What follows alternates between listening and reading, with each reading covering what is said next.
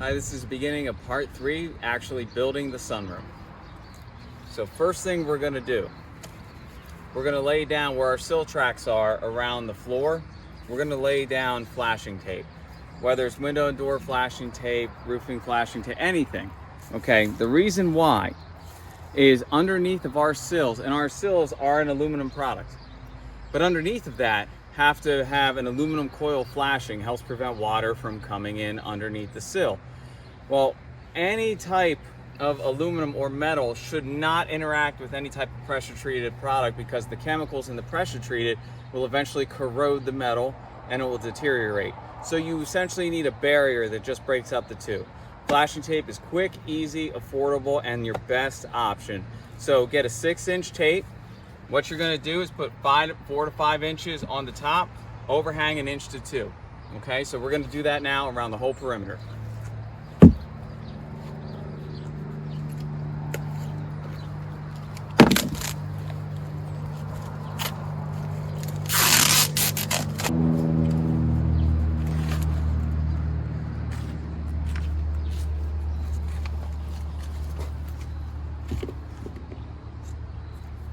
I'm doing 4.5 on this one, just because I feel like having 1.5 inch overhang.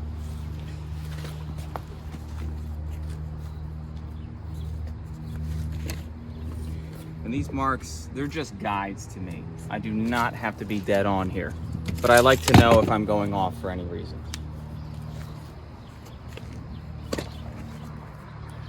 The black side is not the sticky side. This is a peelable tape. That is the sticky side underneath the white cover.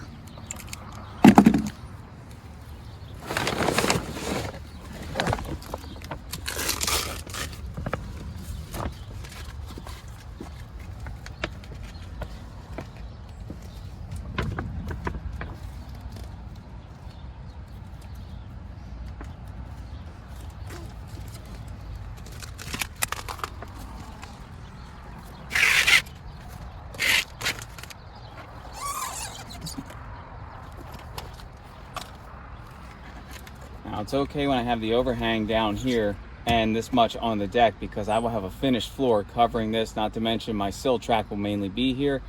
On this side, my metal will be covering this, and in this particular case, a white AZAC board will go on top of it, so this will never be seen. This is just a barrier separation from the pressure treated, which is all I need.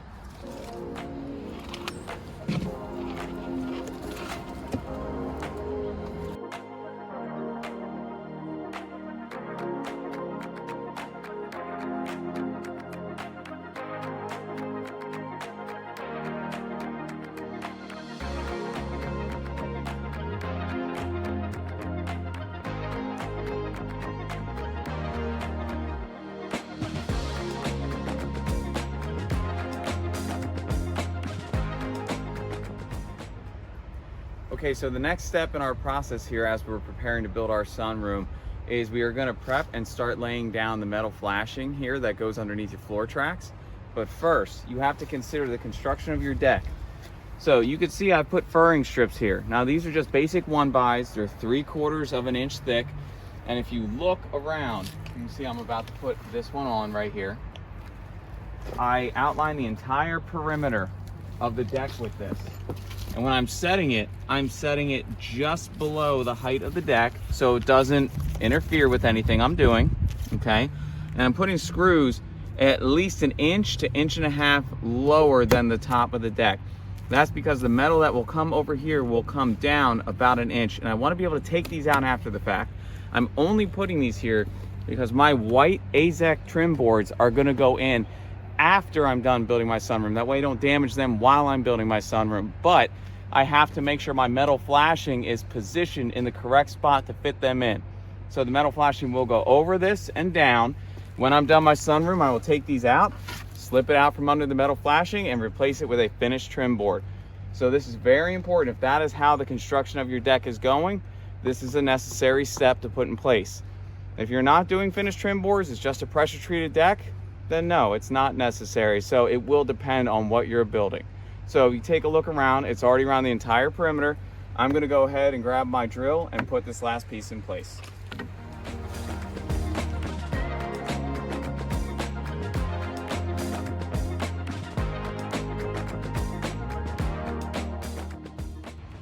Okay, next step here is bending metal flashing to put down underneath your floor tracks. This profile here is the profile that we're going for. Now I'm going to explain this a little bit and how I got it and how to apply it at certain points on your deck. First, this piece is 5¼ inches in total. Now you will have to change the measurement based upon how you're building your room. So here's what I did. I like to do a hem edge, which you can see is a very clean edge. It's not cut. What I do is just make my metal 1/2 inch longer and I bend it over on itself. Next, I came up 1 inch because I only wanted my metal to show 1 inch. That's just a personal preference. And because our floor sill tracks where this metal has to end is 2½ inches in from the outside, I also have to come over an additional 3/4 inch for AZAC, so this is 3¼ inches long. And then I left myself about a 1/2 inch back bend. This, when put on, your floor sill will sit on top of this. If any water were to get under your floor sill, it would hit this wall and drive it back. So that's to help protect from water going in. You can also see how the 1 inch bend down here looks pretty clean. It's right along the edge. And when it comes time for me to take this 1x material out, notice that the screws I put in my 1x are lower than where this bending this metal is. So when I go to take this out, I'll just release the screws and drop the 1x out. My space necessary for my finished AZAC trim board will still be there, okay? So this profile, and I will show you how I got it. We'll actually bend a small piece. This is just a sample piece as well. We're gonna use this all around. So how it goes into your house wall will have to be modified a little bit. How it goes around your corner will have to be modified a little bit. So let's show the house wall first. You're gonna run it across the whole thing. And by the way, if you need to do this in multiple pieces, you're gonna overlap the next piece at least 6 inches. And you're gonna take silicone and run at least 3 beads of silicone underneath and put the next one on top of it. All right? So going into the house wall, I'll give you a little example here. We do the same thing. Now, notice this is as far as this is going. Now I am gonna eventually pull the siding back. For now, I'm going to show you how I'm exactly doing this.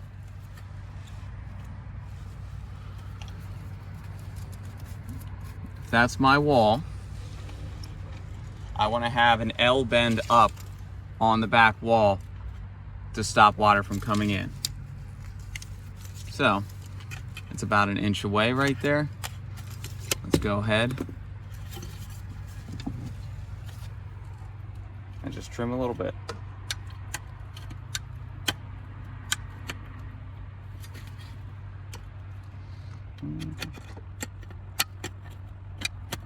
Like this. Like I said, this does not have to be pretty. This is just meant to help waterproof. So we'll leave it like that.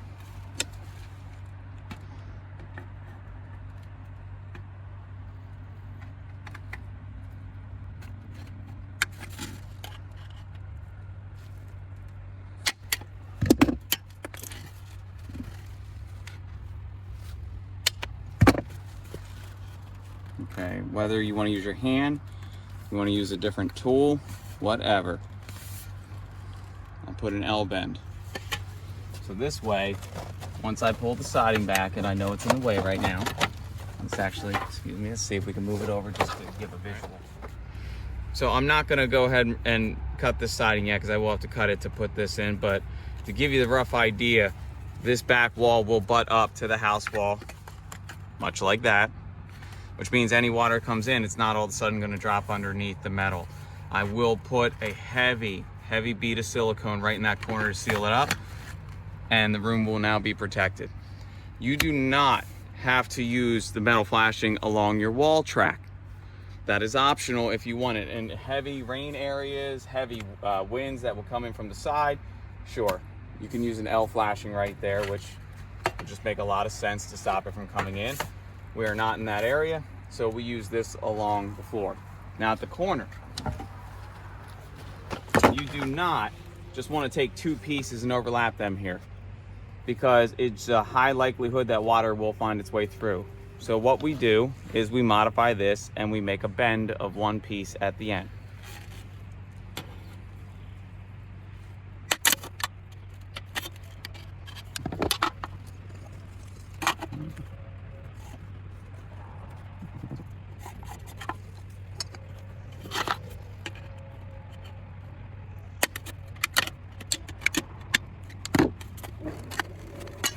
Notice I cut a 45-degree angle. Now, if I need to, I can pinch right here. I'm not cutting. I'm just pinching the bottom so it can bend.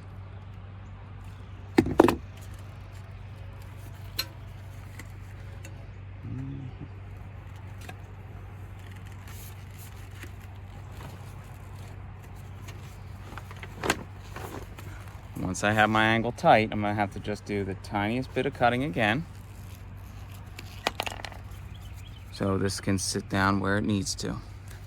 Okay, so you see I still have to cut that back flange.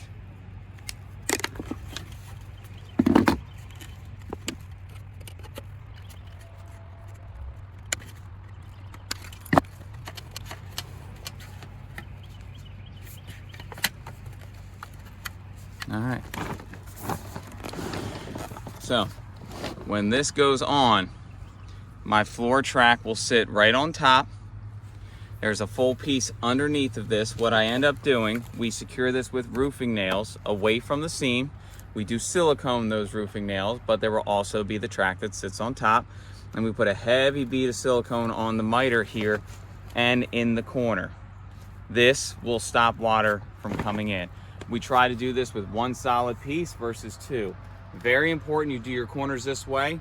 1, it will prevent water coming in the corners, which is a major hazard in sunrooms if not done properly. And 2, it will give you the finished look that you're looking for at the end of your project. So now that you've seen these profiles and how to do them, we're gonna go ahead and do them around the entire perimeter, and we'll come back once that's done. We'll show you how to put 1 down and we'll go from there. Okay, so we're gonna show you how we actually bend that metal to get that profile on a siding brake. This metal brake here, this tool is a few $1,000s. So unless you plan on using it over and over again, perhaps your better option is just rent this from a place like Home Depot. But if you are gonna be building multiple sunrooms or doing any kind of work with bending metal, it's a great investment to have. So let's just give you an example. Okay, so we said we needed 5 1/4 inches. So what we're gonna do first is make sure that that's what we have. Here we have about 5 1/2. So what we do is on each side, we're gonna make a mark to what we need.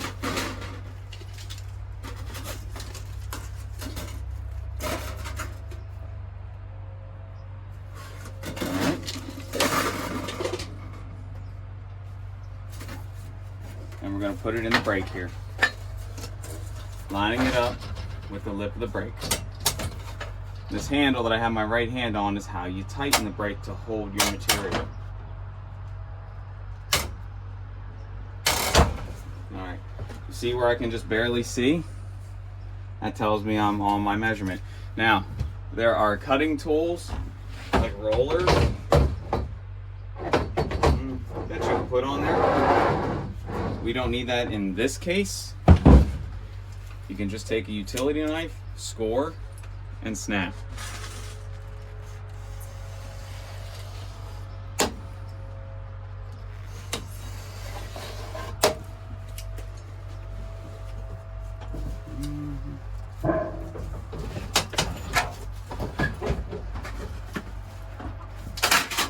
There it is.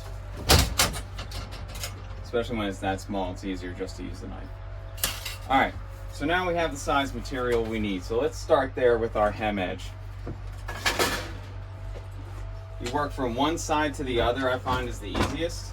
So that hem that I had mentioned before, where it's just a back bend to make a clean edge, the 1/2 inch.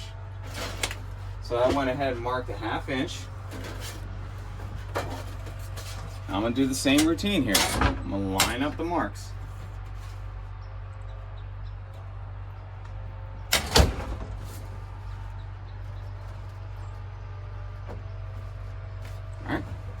Now, because I'm hemming it, I'm going to bring it up as much as I can. Notice it's not the whole way. That's about as far as you can get as far as bending on a brake. What you do for the rest, close it, and this little lip in here. You can see how it just sits right there. Set it in, hold it down, and bend. That's just pushing it tight. And you have a nice finished edge now that you can be proud of. Okay? So from that finished edge, we know we wanted an inch, that vertical mark where we're coming up onto the deck. So, from that bend we just did, I'm going to mark an inch.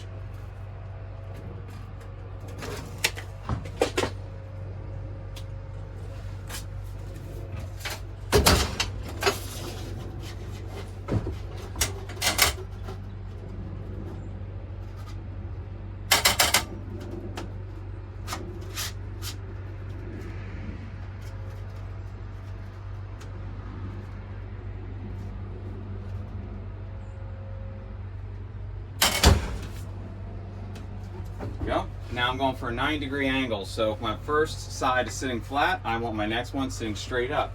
Not too far, but not too short. Notice I'm not going the whole way here. I'm just making the metal be straight. And you can do a little bit more if you want. You can always manipulate it with your hands while it's in there. Once you have it where you want it, there you go. Okay? So now continuing to work backwards, I know from that last bend, I wanted 3 1/4 inches.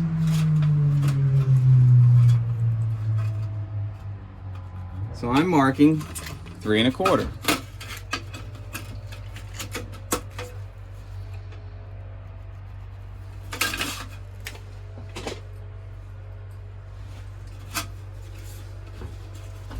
And remember, this is going to be my last bend to make this profile.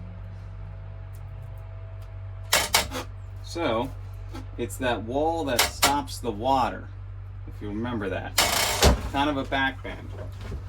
So all I'm doing, I'm going a little bit more than 90 degrees. So you can see I'm closing it, but I'm not going super tight. I can.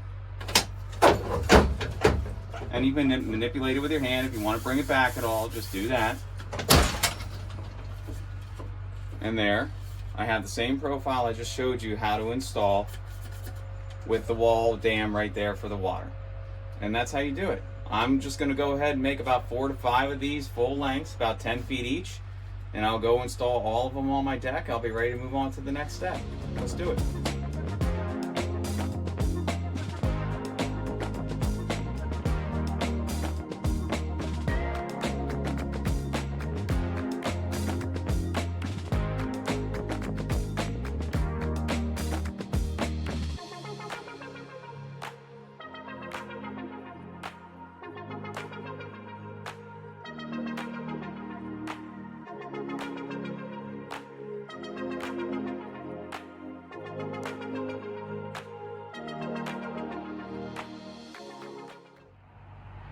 Okay, so now that we have cut bent all of our metal to size, we are cutting and modifying and putting it on the actual sill track, just like the way we showed you before, how we were going to do it up against the wall, how we're going to do it in the corner, so you can see how that's actually happened. This is the L flashing that I was talking about earlier against the wall. You can see how we just trimmed the siding to make it fit nicely in there. So that's going to be where that stays. If water would ever get under here, it'll hit that wall, will not go into the house. The only penetration point is right in this corner, which we will silicone with sunroom silicone, which is very strong, which will do its job and keep water out of there. Putting this down, we simply put it down with roofing nails, about 1 1/4 inch. And you don't have to go crazy. As a matter of fact, you don't want to, because we will cover these with silicone dabs, but I only do 2 to 3 per 10-foot stretch. So I have one here, second midway, and the third I'm going to put through 2 pieces. Okay, so what I did was I did the corner, and we can look over here, did the profile the exact same way that I showed on the demonstration, and it's an overlap. and the overlap needs to be at least 6 inches. Now this is obviously much more, this is more like a foot, which is fine. What you may have to do to make them fit tight, obviously if you bent them to a similar size, they're gonna be tight to begin with, but that hem underneath you may have to trim off like I have. So you can see right here. So it can just go flush where it needs to go. Or if you have only a 6-inch overlap, you'll be able to fit the hem in and kind of slide it into the other one. But in this case, what we're gonna do, remember, we need 3 rows, if not 3 to 5 rows of silicone on every overlap that we do here. So I'm gonna go ahead and do that right now, and we'll put this corner piece in place.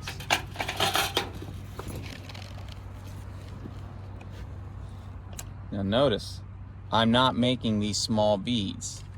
This is meant that if water were to get through somehow, that it would not run into the room.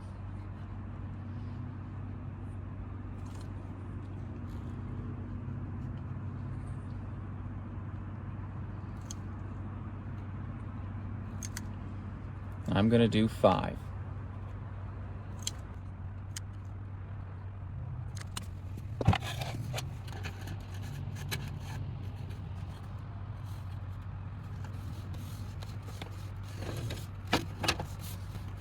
Making sure I'm nice and tight in my corner before I put anything in.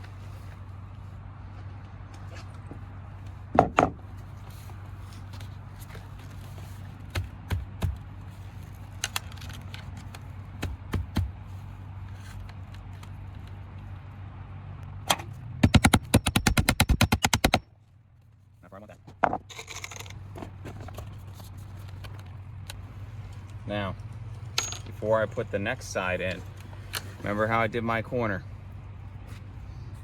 I had the same profile where it's flush, and I used a miter. I just did it by hand, but essentially it would be a miter, so it's nice and clean looking right there. And I have to make sure that's silicone. So what I'm gonna do, put a little silicone underneath as a barrier. Get it right in that corner, okay? It's okay if it's a little messy. This does not have to be clean. It just has to stop water from coming in.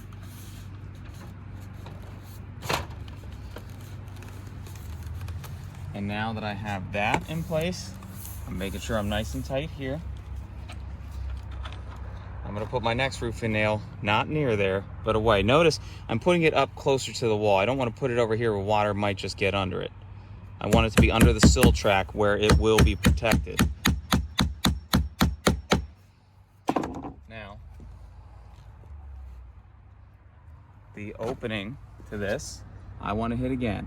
A little bit in the wall here, and on the other side, and on top. And in the gap here. I will take that and just tool it a little bit. Remember, most of this is getting covered by a floor sill track, but this is how we prevent water from coming in. Do this properly, lay a good foundation, and you will not have problems with your sunroom.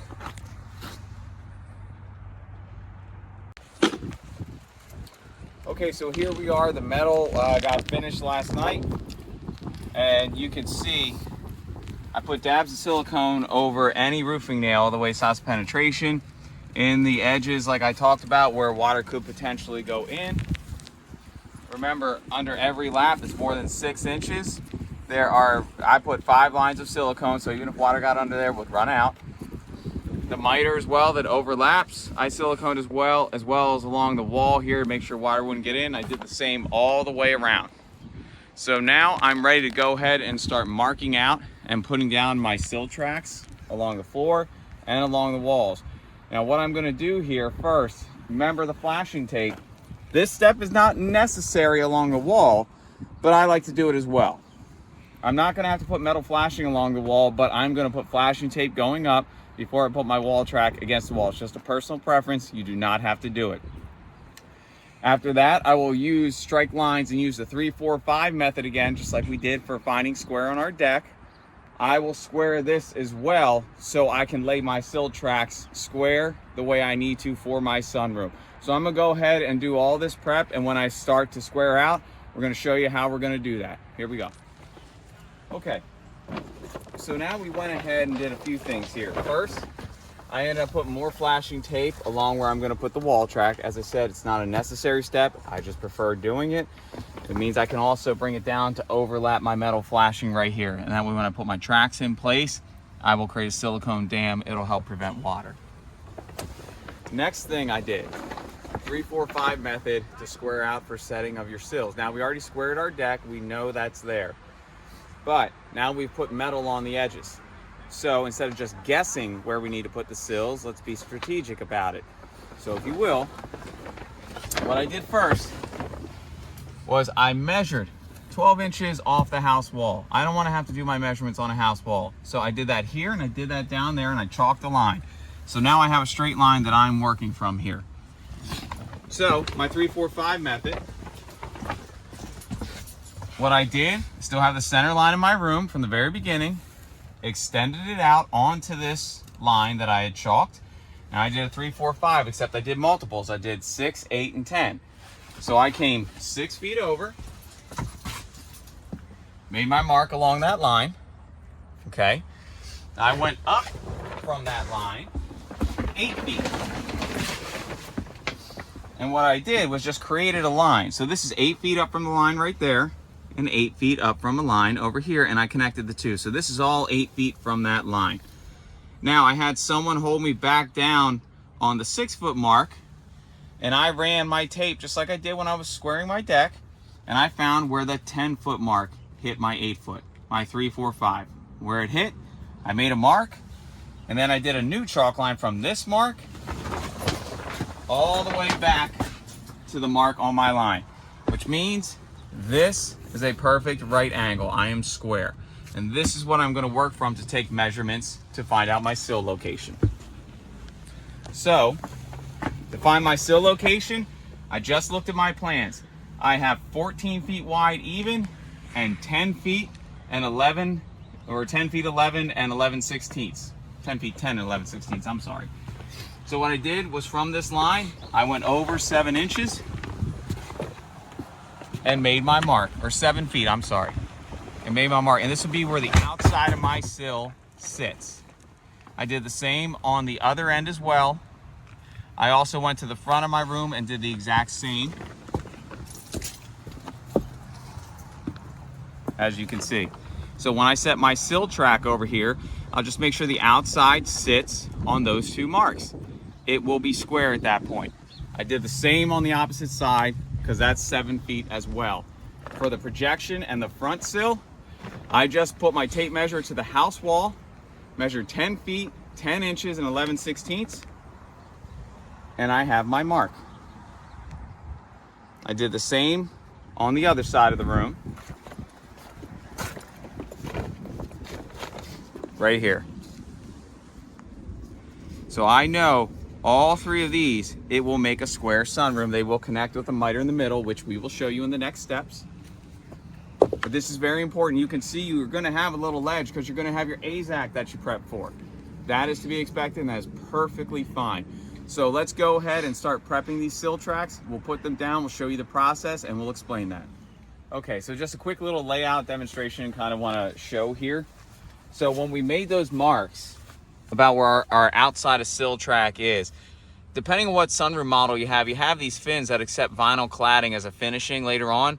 I'm referring to the base of the track is outside of sill, and that is what your plans are referring to. So as you can see, make the base line up. You're going to bring it all the way down, and you're going to make it line up to the other mark. And that is how you know your room is going to be square. Now, I've overlapped the sills here just as a demonstration.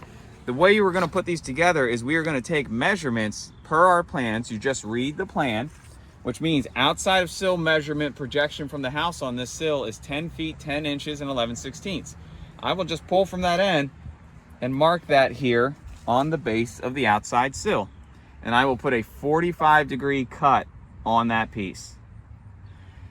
Then I will put a 45-degree cut on this piece, pulling 14 feet on outside of sill, and do an opposite 45-degree cut on the other side. Now I will just pretty much go right around the room, making sure everything fits. There's no particular order that you have to do this in. You are just cutting these to the size of the plan that was approved. Especially if you're building a room that has a glass roof like this one, you want to be dead on with your plan, or as close as you can. In a sunroom, there is always some flexibility. When it's a solid roof, there's more flexibility than a glass roof. So just follow the numbers of your plan and you will be fine. So I'm going to go ahead and make my marks, do my cuts, and then I'll show you the next steps, how we actually secure these in place.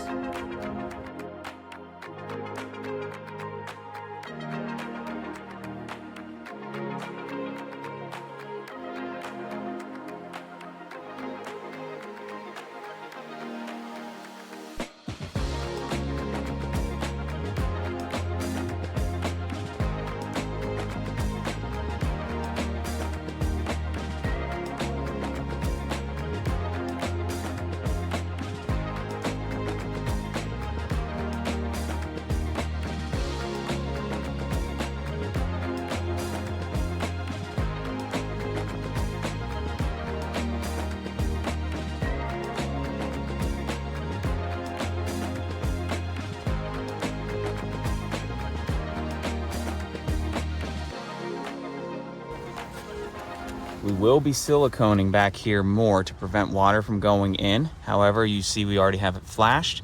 At the same time, we traced the profile, so we already squeezed it up against the wall. That's covered, but we're gonna go further. It's the best way to prevent leaks. Now, right now, we have to do our fasteners, which are 3/8 lag bolts or structural screws like headlock screws that we've placed 3/8 inch lag bolts going at least 3 inches deep. So we chose 3 5/8 of an inch. You can do 4, whatever you want. You space them according to your engineered plans. Ours are 12 inches on center, and we'll review the plans when we go. However, I'm gonna start my point about 6 inches back here, and then I will do a 12 on center, okay? I'm gonna secure it here, that way I can still move it at my miter. That way I can get my miter nice and tight if I need any adjustment. So I'm gonna go ahead and do that now. Quick note. These are self-tapping screws. Sometimes you get lucky and you can actually self-tap through the aluminum. Most times, you're gonna pre-drill your holes after you mark them out. So let me pre-drill this real quick just to secure this.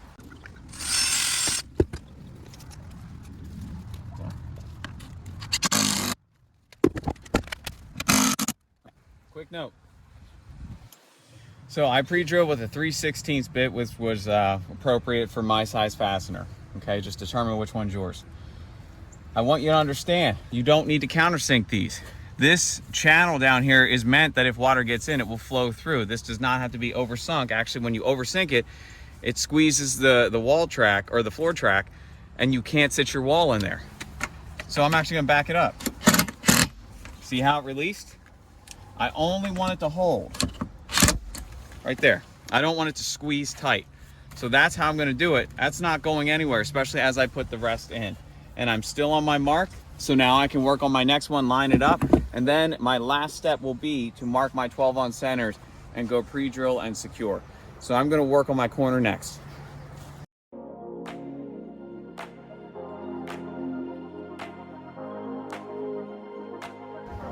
Okay. So we've temporarily put 2 of these sill tracks in place, the left wall and the right wall. And I want to show you a couple things.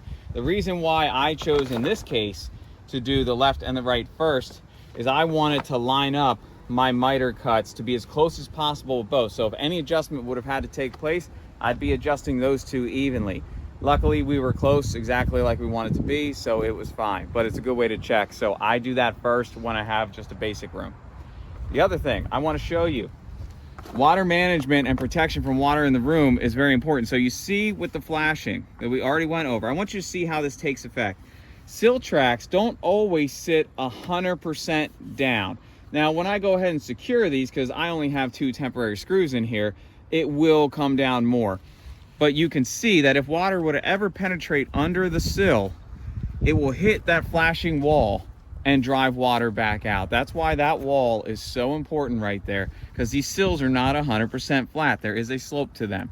So now what I'm going to do when I put my miters together, I'm going to put on the back of my sill track the 2 lines of silicone, as I've already said, and now I'm going to trace the profile of the entire miter joint. That way when it comes together, it will seal on its own. So I'm going to go ahead and do that now, and we will put the front sill in place. After that's there, we will go ahead around, start marking out our 12-ounce centers, our locations for our structural screws, and we will put them in place as well.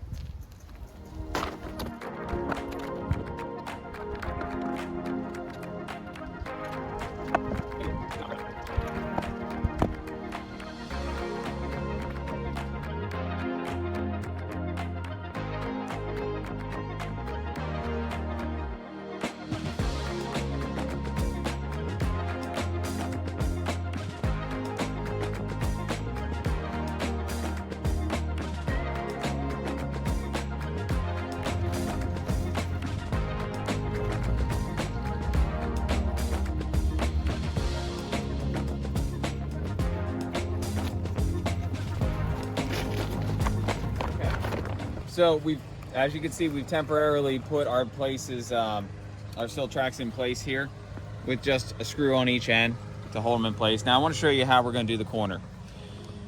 No matter what, you're always going to have at least a thin to a bigger cut in your corner. It just depends on how you cut them, okay?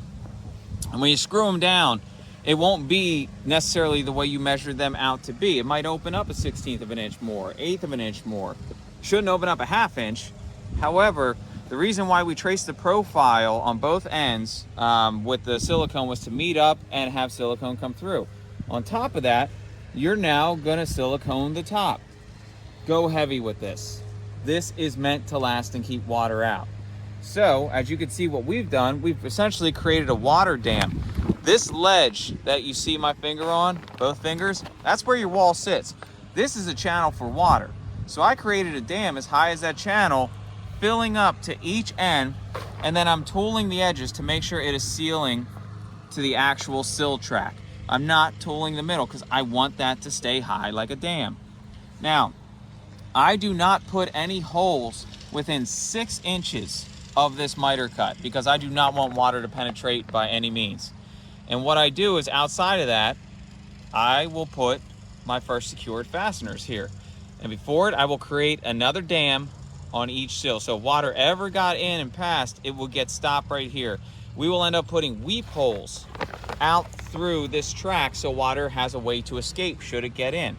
We'll do that in the next step, but I wanted to show you this is how your corner is supposed to look. You do not need to silicone a dam above this ledge right here because it will actually get in the way of you setting your wall and your post. You'll end up having to cut it out.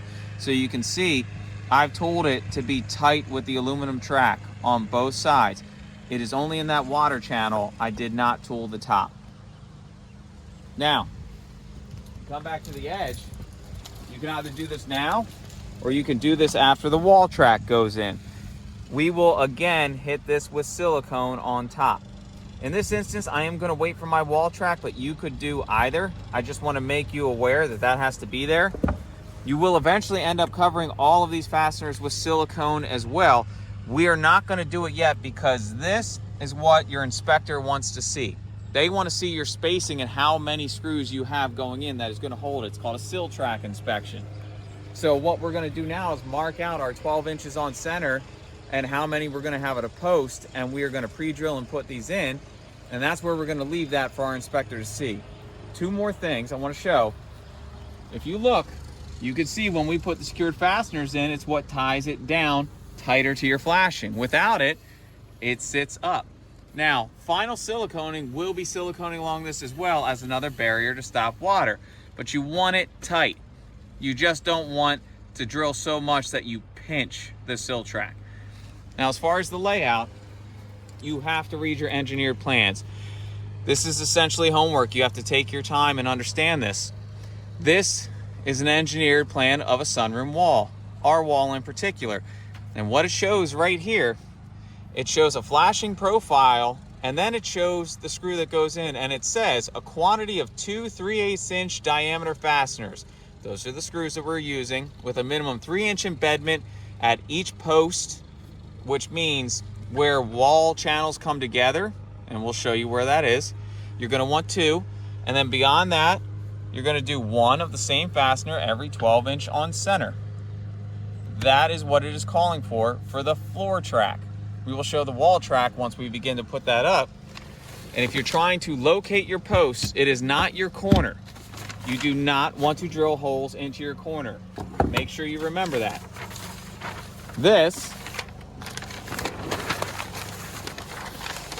These are your posts, where your wall connections go. So you can see in the center, there's going to be a post.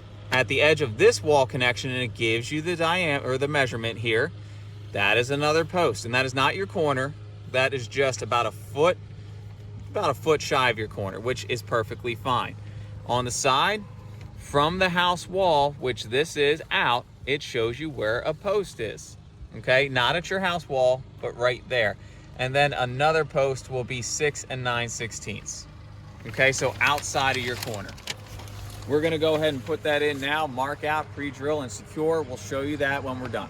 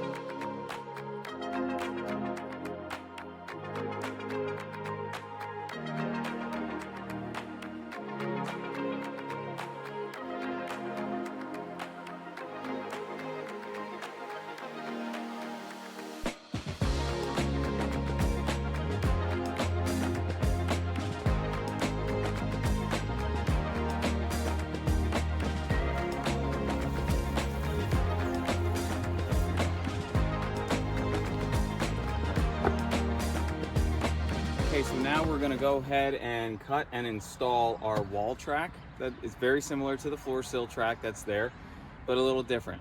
So first thing we're gonna do is look at our architectural plans for the room. Now, this was the schematic of how our walls are. Remember, that's how we found what we were doing as far as fasteners for the sill track. It's also how we're finding our measurement for what's called the underside of the eave.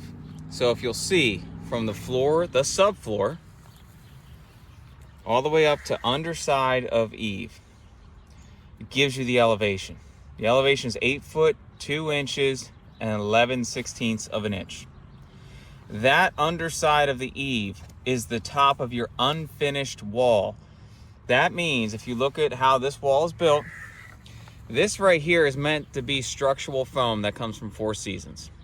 So you have your base that sits on that, then you have your kick panel, which in this case is glass, then you have your glass window, then you have your upper transom, which is glass, and then, even though it doesn't show it here, this is an eave cap that goes on, and the reason why they say underside of eave right here, this will be structural foam.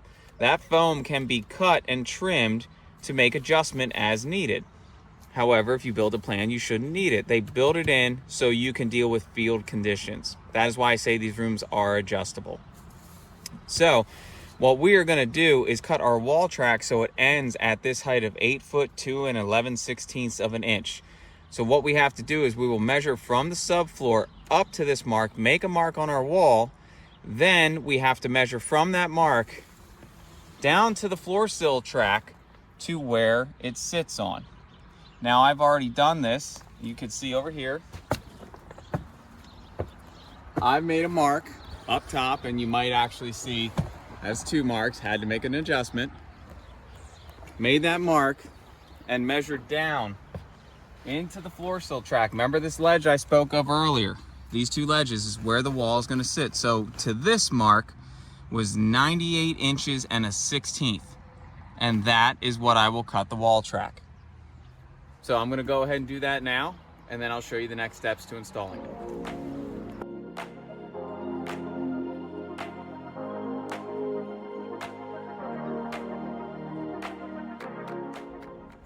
Okay, now I have my wall track cut to length. Now, for our particular model sunroom, the Edition 365 that's being installed here, whether it's a solid roof, a glass roof, cathedral, straight eave, doesn't matter. There's a few modifications you have to make to this wall track in order to make it fit. Let's just call this the top over here, okay? See these fins on the side? They're on both sides. These fins accept a finished vinyl cladding that goes on there. It's a very nice look at the end, but this wall track with these fins cannot fit into the sill track, and the eave cap cannot fit on top here. So at the top, shave off about 1 3/4 inches with a grinder with a metal cutting blade on there. That's going to shave that off. I'm going to do the same over here. Now, Four Seasons says you only need to cut off 1.5 inches. The reality is, I find that it's different. About 1 3/4 inches is always going to work. However, understand this, it's not going to affect the quality of your install, because that vinyl cladding that goes on there is very strong. It gets held very well, and there's actually a piece that's going to go over it. So no matter if you have these fins at the top or not, it will be held just fine. Now on the reverse side, this wall track fits into the floor track that we just installed and sits on a ledge. We have to take off about 1 inch down here in order to fit that track.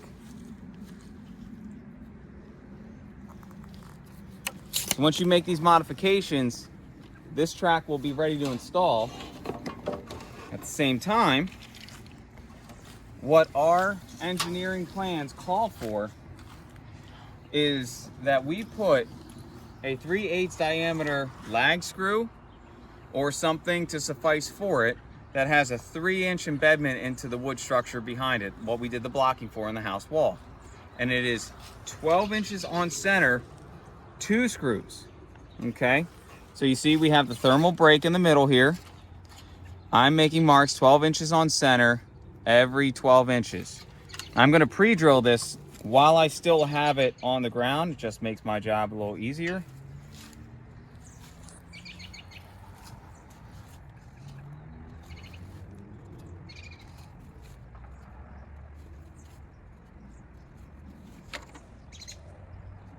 All right. So I'm going to use the same bit, 3/16 of an inch, and remember, it will change depending on what size screw you're putting in there, so just match it up appropriately.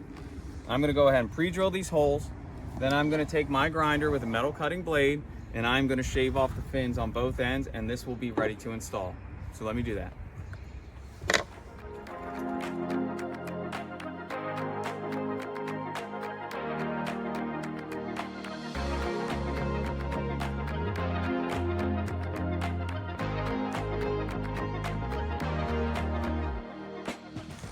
Okay, so we've successfully trimmed our edges. You can see this is the bottom portion. We've taken off about 1 inch, and you will see the finish here gets marred up a bit. It's fine. It will be covered. No one will ever see it. This is the way it has to be. The top as well. Ready for it on both sides. And I do mark the top, that way you don't just accidentally make a mistake and install it upside down. You can also see I've marked and pre-drilled all my holes, so they're all ready to go in. Now if you'll come over here, you'll see the reason that we trim this. If you look down here at the sill, it fits right in, okay? And all we're doing at this point is we're taking a level along this side. We're gonna make sure this is plumb, and we're gonna take our fasteners and go ahead and secure it in. After that, all we're gonna do is this void down here that you see, we're gonna make sure we fill that with a nice heavy dam of silicone. That way water can't get in there. And at that point we stop. This would be the point where you call your local municipality and you have them inspect. They wanna see what's called a sill track inspection. They wanna see these screws spaced accurately the way it is on the engineered plan. So do not cover them with silicone at this point. They have to be seen. You have to pass your inspection. At that point, you can proceed to the next step. So we're gonna go ahead and install this now. We're gonna go ahead and silicone on both sides, and we'll show you the finished result.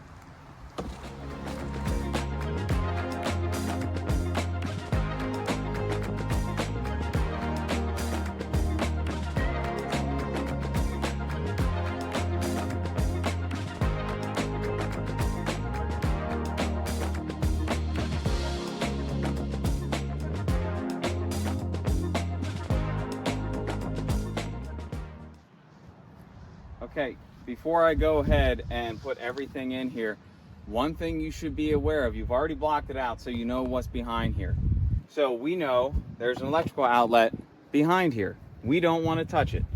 Now, it may not be directly behind here, but I'm not going to remember exactly where it was, other than the fact that I made marks saying this was an electrical line along this wire. Now look, both of these holes for my 12-inch sun center are not in the area, so I am safe to secure through there. If you did have holes in there, move them. And don't move them in a direction where this becomes more than 12 inches. Move them in a direction where it becomes less than 12 inches. That will be acceptable by code. And if you need to add more down here just to make sure you're not in a 12-inch gap anywhere, then do it. Remember, inspectors are looking that you at least hit the minimum. They don't care if you do more. It's actually just going to make your room stronger. But be aware of what's behind the wall. So we're going to keep going.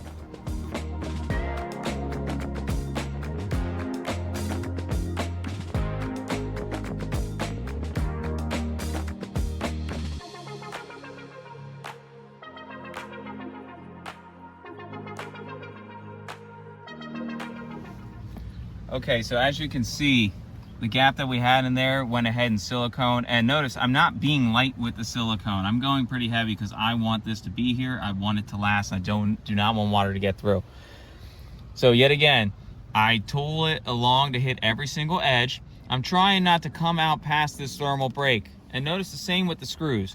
The screws are never going to sink 100% in because then it would bend the metal.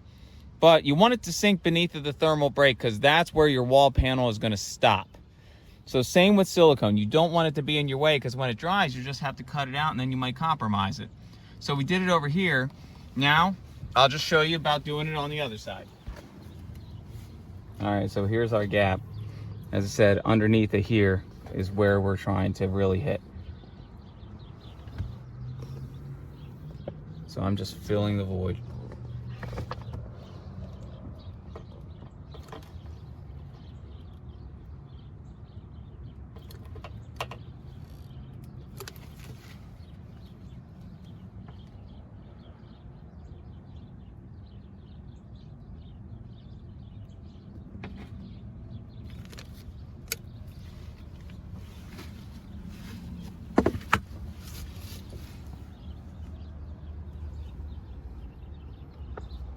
Just trying to keep it behind the thermal break, tooling the edges so water can't find a pocket to get through.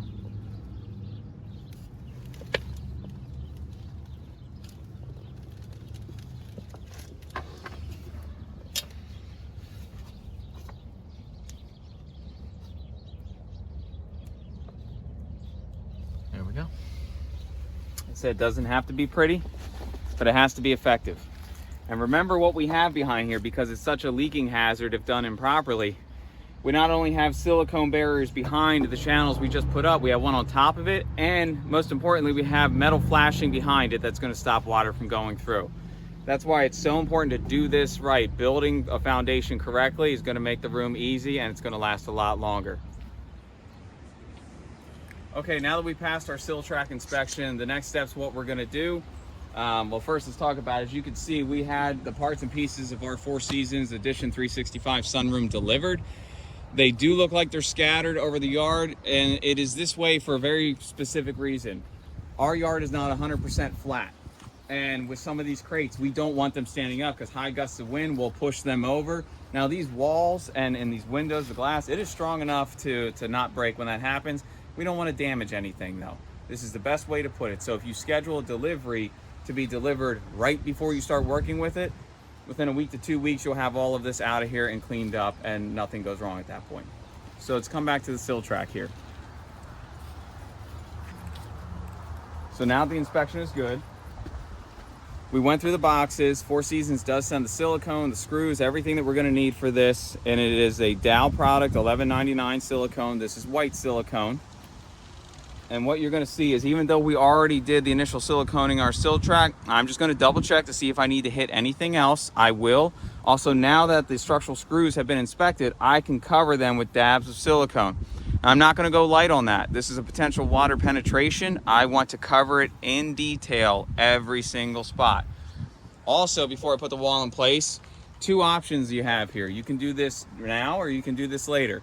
You can either put the weep holes in your track, because remember, this track is meant to channel water if it gets in your room, but it needs to have a way to get out. That's why we put weep holes on the outside. You can either take a drill with a small bit, maybe like an 1/8 inch hole, and put it in there, and pretty much you can just make an oval. Don't make a circle. Water won't be effective that way. It has to be an oval. Or after the fact, on the bottom track, you can take a flathead screwdriver and just bang a hole in. I'd say about 1 every 12 inches. Either method is perfectly effective. Water just needs to have a way to escape. So we're gonna go ahead now, and we're gonna go ahead and silicone everything. Then we'll start unpackaging some of these walls and start assembling our walls. Like I said, I'm going all the way around. I want to make connection with the floor, sill track, and then I want to cover completely. That's what I'm looking for.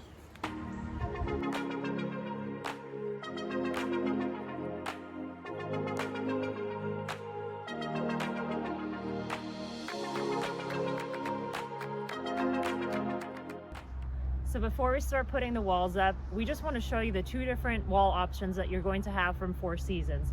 So they have an Edition 365 wall, and then they have a All Seasons wall. We're actually going to be installing the Edition 365, which does require an extra step. The All Seasons room, the main difference, if you want to come in closer, is the All Seasons is going to have very few of these fasteners visible, whereas the Edition 365, they actually are hidden with vinyl cladding. So all of this cladding is going to be put on at the very end. So if you're doing this model, you want to watch this video all the way to the end. If you're doing the All Season system, there's going to come a point that we will let you know you are done installing your sunroom walls. The walls are still made the exact same way. So they are both made out of marine grade aluminum, as you can see here. The same thermal enhancers or thermal brakes that you saw inside the tracks that were already installed, they're also inside the walls. So anytime we have that outside wall in contact with the inside wall, we have those thermal enhancers. The other thing too that Four Seasons does, which is why we really like it, is they put those thermal enhancers inside the glass as well, because if you didn't have that, any heat coming from this side is going to pass through the glass, even if you have gas inside, and then it's going to pass to the second glass pane. So it's really important that you have these thermal enhancers or thermal brakes inside your glass as well. This is why we really love their product. Now, their windows, and let me turn this around for you to see. So a window is made strong by the amount of chambers that it has. So you can see the Four Seasons window, they have over 16 different chambers, which is why the windows are hurricane proof. You'll see a lot of these sunrooms installed in Florida and they're still standing after some hurricanes. That's why their wall system is so strong. That's why we really love this product so much. So again, these are going to be your two different options. The All Season sunroom is going to be a little bit easier and a little bit cheaper to install. This one, I mean, it's not any more complicated. It just requires that extra step with the vinyl cladding, and you can see it slides right on. Now let me show you the glass, because this is actually what really sold us on the Four Seasons glass. So this is a sample of their glass. It does have a blue tint. They have a clear coating option as well as a blue tint. But the glass has a lifetime glass breakage warranty. So with regular glass, you couldn't do this, but let's see what the Four Seasons glass can do. As you can see, I hit that pretty hard and there's nothing wrong with the glass. There's no scratches, there's no cracks. So this is a pretty good, solid window. This is why Four Seasons is the only manufacturer that's able to give you a glass roof. A lot of other manufacturers, what they'll do is they'll use vinyl instead of actual glass for a sunroom. So that's, again, this is just a little bit about the two different wall options. Now we're going to start installing the walls. We are installing the Edition 365 if you're wondering which model we're installing, but it's going to be the exact same method of how you put it together. Okay, so we have to assemble our wall stack. That includes the sliding door here. Now in this particular model, the sliding door came pre-assembled. We do have to put some finishing hardware on here as well, but the frame is already together with the panels in it. However, we have to now add our upper transom and our upper glass trap on here and connect it all together, which we do have on our architectural plans. that we can see how we're going to do it. So we're going to find the other two pieces to put together. Also on one of the pages as well shows us the connector pieces we're going to use to secure it all as one. Now, quick note, this particular door model, it comes reversible. Now this is the outside, and for our purpose, this is the bottom. You can see it's the outside with the weep holes that it has. It's also going to be a different tint of glass. However, in our plan that we have, our actual sliding door is on the right, sliding to the left. If you wanted to reverse that, you could, and you can go down the other end and see how the sill is still sloped to let water run out, a weep hole, and now your door will function as left going to right. So it wouldn't matter. It's not improper either way. The product is made to do that. So we're going to find the other two pieces of glass, the connectors. We'll put it together and show you how we do that. Okay, so we have our door here, not assembled yet. What we did is we had to go look through another box and find the door jamb kit. So, and this is the box, just so you see, it typically comes with the parts and pieces that you need. Sometimes not all the parts and pieces, depending on if there's a separate box for a glass trap or an additional kind of upper transom instead of just going straight to your eave. It does come with instructions. Use this. However, I find the best way to go about it is really using a process elimination. So let's say this is on the front wall, which ours is. What I'm going to do is come look at the other front wall. The other front wall is already assembled. I can see what I'm going to match. I want to have my door with an upper transom and my glass trap, and I want to have my connectors, whether it's aluminum with a vinyl covering or a vinyl H connector. So that's what I'm going to try to duplicate. Now, if they send you parts that aren't 100% that's okay. In their engineering manufacturing, they have the reasons. But I'm going to use the parts they sent. I'm also going to see if I can find one more vinyl H to match. If not, I know I'm going with what they send you. So we'll come back here. As you can see, they have a jam kit that goes on. Now, our wall track is not as thick as the door. So we need a jam adapter kit. And it's a piece that goes on, 3 pieces. It already comes pre-mitered, and we haven't secured this in yet, just to show you. So we're going to go ahead and silicone any of the miters, that way water can't penetrate right there. This piece on top, just to show you, this is an aluminum mull. We kind of put that on. This is the jam kit that we'll secure, as well as the other side as well. Once that is secured, we'll next do this aluminum mull on top, lining it up with the outside edge. It's already cut to size.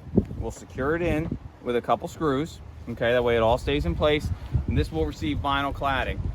We then found our upper transom that is correct, and our glass trap. We're going to look for, we're either going to use another aluminum mull with vinyl cladding, or we're going to look for the vinyl H's. Either one is perfectly acceptable. So what we're going to do now is go ahead and put it all together. As I said, it's all pre-cut. Look at your engineering plans for the size screws to be used, which they do send you in the door kit package as well. They send you plenty in the other boxes, so you should have more than enough. Just put it together per the engineering, you will have your assembled wall stack. So we'll go ahead and do that now. Okay, so now we're going to start securing our jam adapter here. What we did is we're doing the side piece first. We marked every 12-inch on center. 2 screws. We're going to do a 3/4 inch screw, stainless steel Phillips head that's going to go in all the way down. And I want to show you on the end here, this particular model and this jam adapter, you look on this side if you will. You can see as I secure it in and screw it in, I'm not going to go too far in. It's just going to hold it in place where it needs to be. I don't need to penetrate through the frame. I will then be putting another piece on top of this to secure that as well.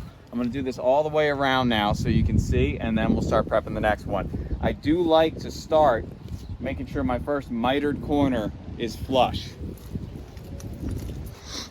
So I have it as tight as it's going to be right here. That way I can work my way around to the next miter. It'll give you the best look in the end if you make sure that is nice and tight first, and then mark out and work your way around. Okay, so now we have our 2 sides of the jam adapter kit secured. We're going to secure the top side of the jam adapter kit, but we're also going to put this aluminum mull piece on that's going to receive our transom. And the reason why we didn't do the top part of the jamb first, it's overkill. You really don't have to do that. What you're going to use is a hex head screw about 1.5 inches long, stainless steel. As you can see on the side, it's going to be 2 every 12 on center through the top. It will go through both pieces and into the door frame, securing it perfectly fine. So we're going to go ahead and do that.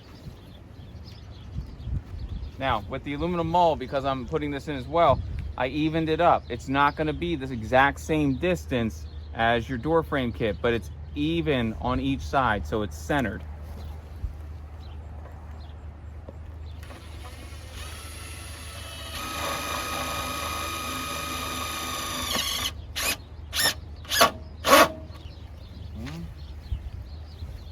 Perfect.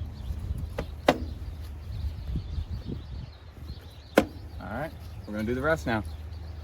What we're gonna show.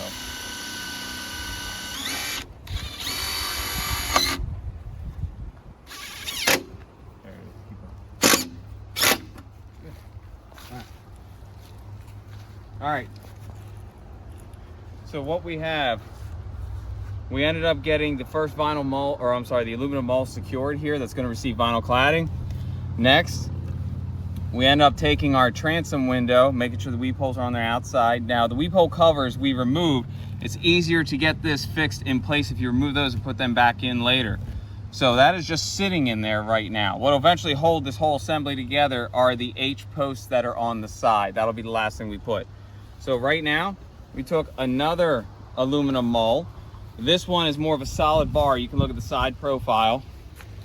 This one is a solid bar with 2 sides, whereas the first one received what it needed to, and it was more of an H. So this one, yet again, is going to get those 1.5 inch screws, 12 on center, down the row. I'm not securing them right here because the H post I put along will be the thing that holds it tight in the corner. So after this is put in place, we'll then put the glass trap on.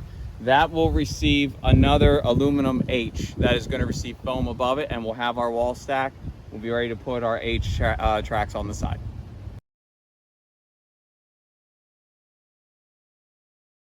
Okay, just a couple things to show you what we're doing at this point if you come here. As you can see, we have part of our front gable wall already in place. Now, we positioned this where we wanted to. So this came pre-assembled already by the factory. It's part of the Edition 365 benefits. We already knew where the center line of the room was, and we put this in the center of our H post right here, where our line was. So we know it's exactly where we want it to be.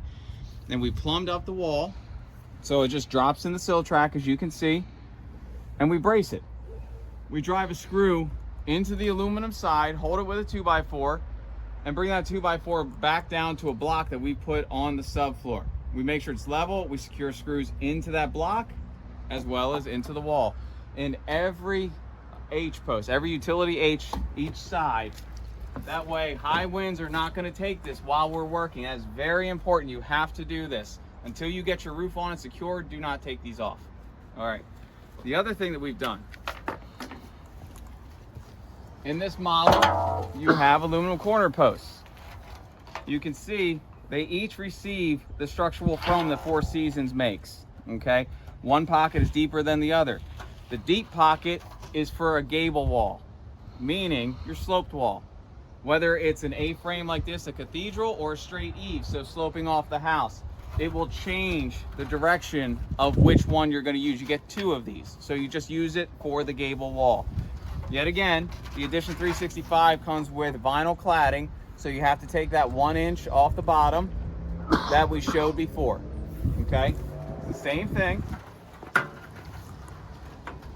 You fit it into your track. Okay? What you're gonna do then, you're gonna take a measurement from inside to inside to see what size structural foam you're gonna need to put in here. Take that exact measurement, subtract about 1/16 of an inch for play. That way you can plumb this out as you need to. If it's too tight, it's gonna be too hard to really get in as you start bringing everything together. All right? So after you have that, I highly recommend prep both corner posts at the same time. The way you can just keep moving through. Efficiency. Now, structural foam. For our particular room, we were sent one whole panel, which is more than enough for what we need here. We're gonna mark off about 8 5/16 on each end. We're gonna chalk a line, and we're probably gonna draw a marker over that line because as we start to cut, the chalk starts to blow away. So it's the best way to still see it. Once we get this cut, we'll go fit it in place with our corner post. If everything looks good, we'll secure it there. So we're gonna go ahead and chalk that line now, and we'll start cutting. We'll show you that. All right, so we have our line chalked out. As you can see, I've taken a marker over it. That way when I start cutting, the chalk that blows away, I'll still see my line.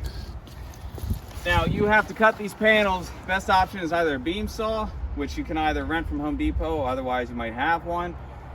You don't necessarily need this. You can get a circular saw attachment that has sort of a chainsaw that goes down. It's more affordable. I think it's only a couple $100, and it might be a little bit easier to handle, but we do these a lot, so I have the beam saw.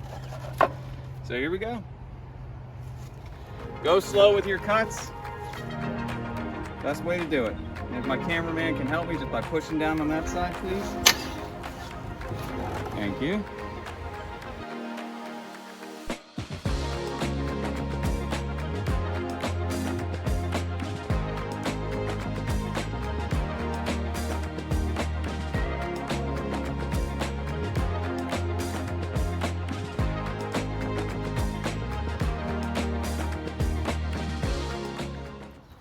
All right, so now you just fit your foam in place.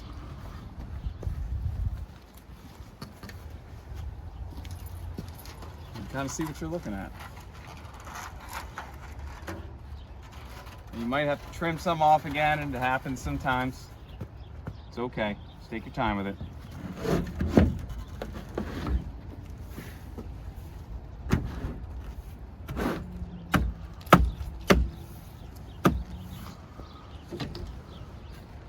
Check for plumb.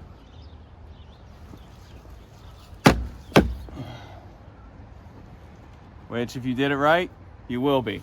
That's why I say take an exact measurement, deduct the 16th, because your cut is also not going to be perfect. And because of the length and height that this is, you're going to work it in a little bit to find plumb front and back or side. And then just go ahead and secure it in. So now that we have this here, next thing I'm gonna do, I'm gonna pop a 1/2 inch Tech screw just to secure it in. 1-2 spots down here at the bottom. I'll do the same around my posts. These are all just temporary. We will eventually screw these off more, but we're just gonna keep them just temporarily connected right now.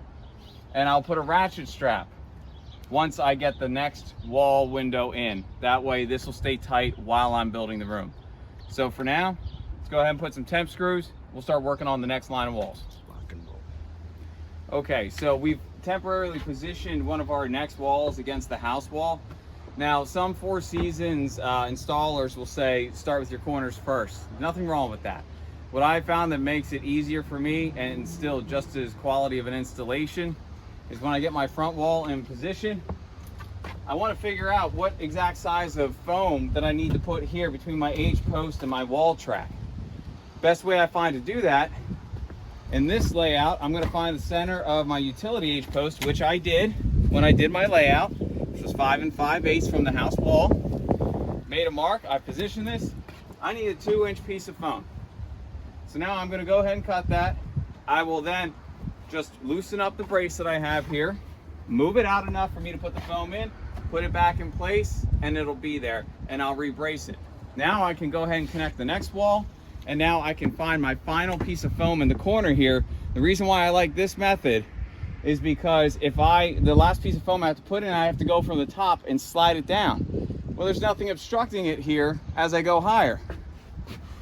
If I go higher over here, siding may get in my way. If I have an overhang, if I had a light, something may get in my way. I'd rather not fight it. I'd rather make my job easier and do that. The measurements still work out the same, and I have no issue putting in a taller piece of foam here. So we're gonna go ahead and mark the 2-inch piece. We're gonna get it in there, plumb it up, secure it, and we're gonna move on to the next wall. Okay, so we have our walls temporarily in place here, braced, and you can see we put our foam in at the end like we said we were gonna do. We cut our piece, and now we have our last piece of foam on this wall to cut. All I did was put a tape measure inside to grab my measurement, which was 2 7/8. Now I have a thermal break on each side, okay? But from where I pulled my measurement was the same depth as this thermal break, so I don't have to consider that. Just one thermal break, which was a 1/4 inch. So I took a 1/4 inch off of 2 7/8, which gave me 2 5/8. And then I took a 1/16 off for my flexibility in my gap. So I cut a 2 9/16 piece, which you can see over here on the table. So now we're gonna go fit this in place. As long as it fits, we'll put our temporary Tech screws in at the sill and at the top, and a couple spots in the corners, which we will show you in a second. And then what I like to do while it's still braced is between the 2 window panels that are open, I put a ratchet strap in there. That, along with the wood bracing, holds it perfectly tight as one unit. So let's go ahead and put this in. We'll show you from there. Okay, so we have our entire right wall over here and half of our front wall in place. It's all temporarily put in place. We will still have to screw it off. I do all final screwing at the end once all the walls are where they need to be. Just so you can see, our last piece, 2 9/16, did fit just right. Now, in order to get it in there, the best method to use, get on your ladder, take your piece, and get up to the top of your wall where your cuts are. So you can then lift up and start sliding it straight down into the sill. That stops you from having to move the wall apart, put it in, trying to fit it in place. You just get to slide it in. It's a nice tight fit, and it's beautiful in a central location that will be seen in your room. Ours fit perfectly. Now, beyond the fit, the next test that you have to do is check for plumb both ways. Because if you cut a piece too big, it's going to push your wall out too much, you will not be plumb. So if you can see on the bottom, I am where I need to be, which tells me that last cut I did was exactly what I wanted. I already knew, based on my previous cuts, that I was plumb where I needed to be over here, as you can still see. So my corner is exactly what I was looking for. So to make sure when I'm done working with this for the day, if I can't finish securing it all off with eave tracks, which I'm not going to, I take a ratchet strap and I secure the entire corner. Because I have a few 2x4s braced onto the floor, it is now helping to hold this as well. It's not going to go anywhere on me. High winds are no longer a factor with these walls right now. So it's very important. Do not over tighten these straps. If you start to see the frame of your window to bend, it's too tight. It only needs to be tight enough so it doesn't move, okay? So what I'm saying, if I see these start to bend in, I'm gonna loosen my strap. I'm not trying to break my product here. All right, so now that we got this all in place, exactly what we want, we're gonna repeat the process on the left wall over here. We already have our 2-inch piece at the wall track of foam cut. We're just gonna put that in. We're gonna then connect our 2 walls in place, and we're gonna work on our corner, and we'll finish up with our front door. So let's go ahead and do that.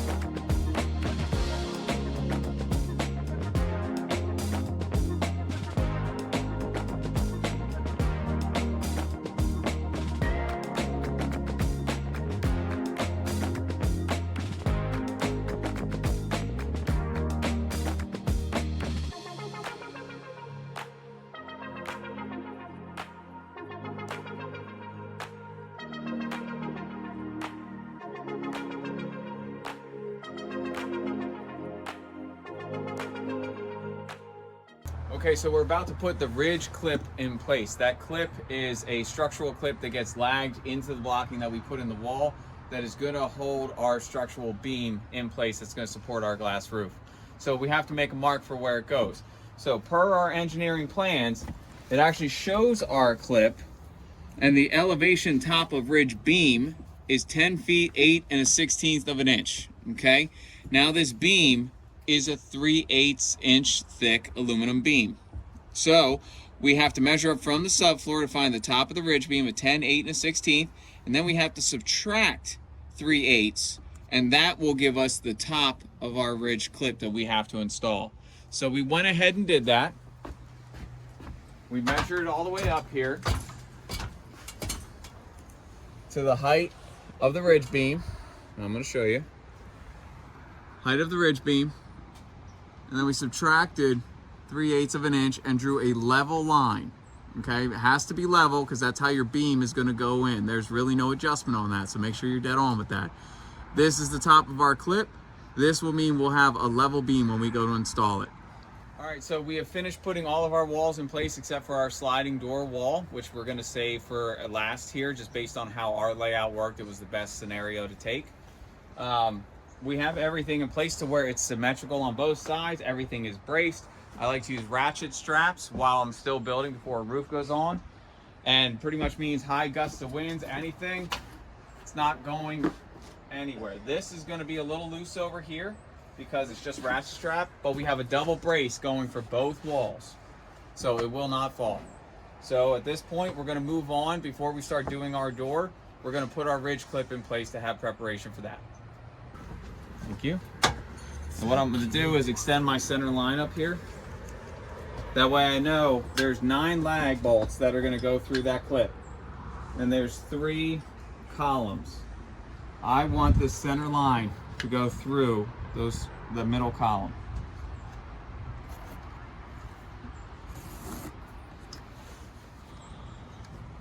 That middle column right there. So it's going to have my middle 3 lag bolts. And there's really no upside down one way or the other, just it goes like this vertically.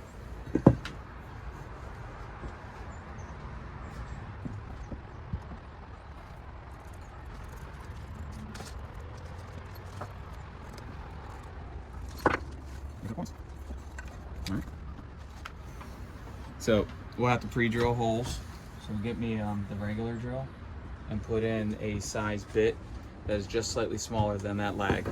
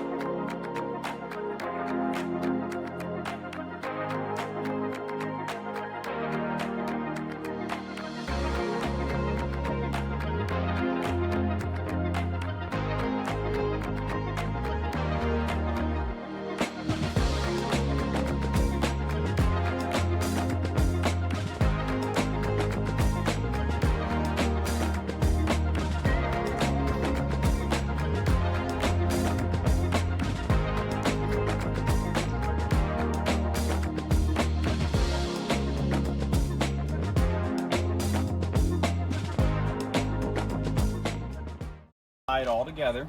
Like this is screwed into this, this is screwed into this, and then they channel lock together. Not really channel lock, just kind of sit on each other. And then the weight of the roof and that long metal piece that goes down the side brings it all together. I hook the top good. All right, we'll get this as close as we can. This is going to give us a little trouble.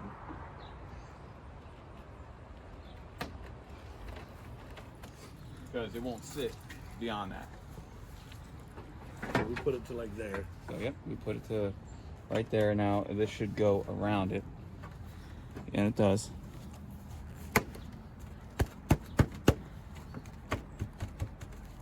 I got a hammer to that. Make sure it's around it the whole way.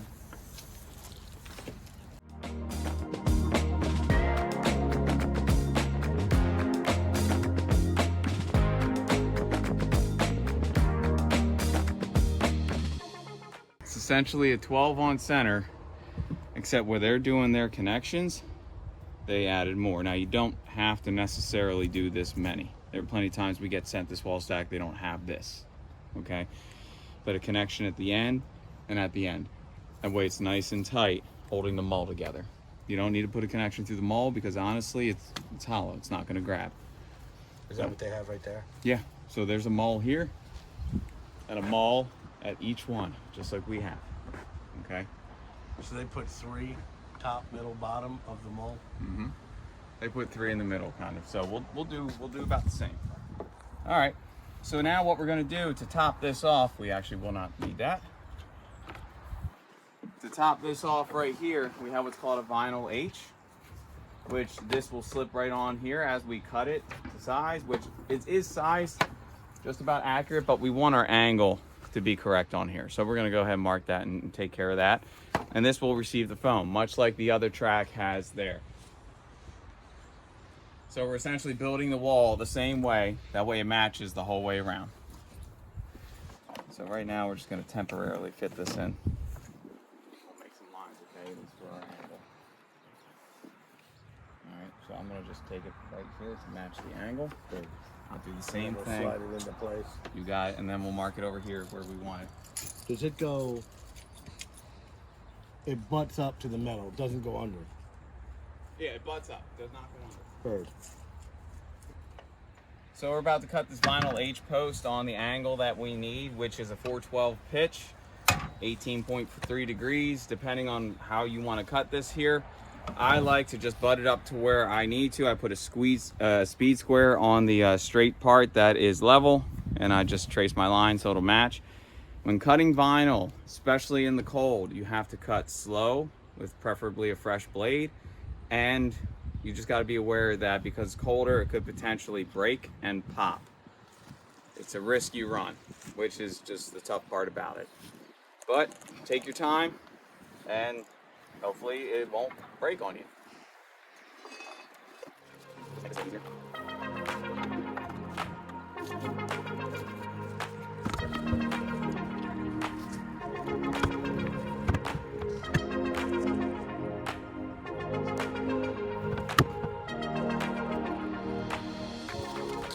And just put my line on the opposite side here. That way I have something to follow.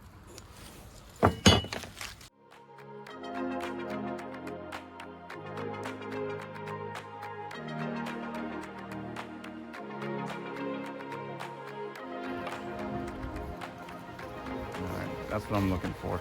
The cladding that goes over here will overlap that cut, so I won't have to silicone or anything. It's as close as I need to be, slightly off right there, that's okay. All right, so we'll keep it nice and tight. Yet again, I'll be a little short over here just because the piece I got sent, that will get covered with the cladding that goes on this side also.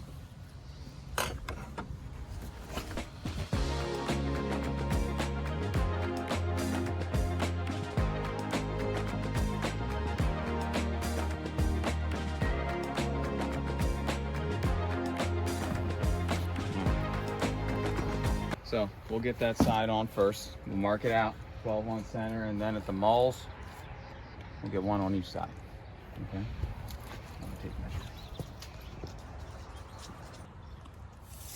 I'm doing 12 on center. I will do 2 of them, so 1 in the track where that line is, 1 outside of the track.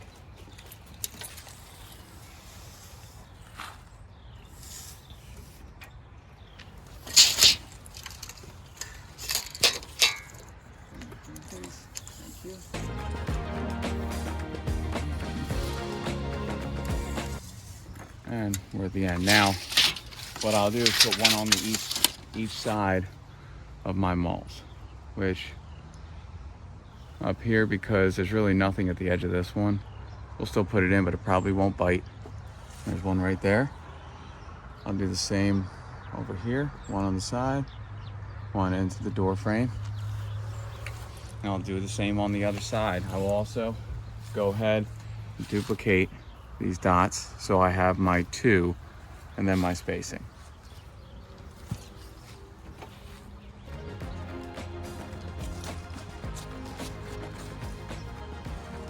And the good thing about 4 Seasons, these lines are where you're meant to drill, so it kind of guides you and shows you a good spot. That should be that. Okay. Thank you. So always look at your engineering to see what it calls for as far as the length of screw that's going to go in here. This particular screw is going to be 1.5 inches roughly, and as it gets in, it will be just shy of the glass, which is perfectly fine, but it'll tie everything together. If you went with something smaller, it would probably barely penetrate the actual panel and not hold it as well. So it is important you choose the correct size. If you're unsure, if you for some reason look at the plans and say, well, that doesn't seem to make sense, then just test it. Test the smaller one first, see if it grabs. If it doesn't, go with the bigger one.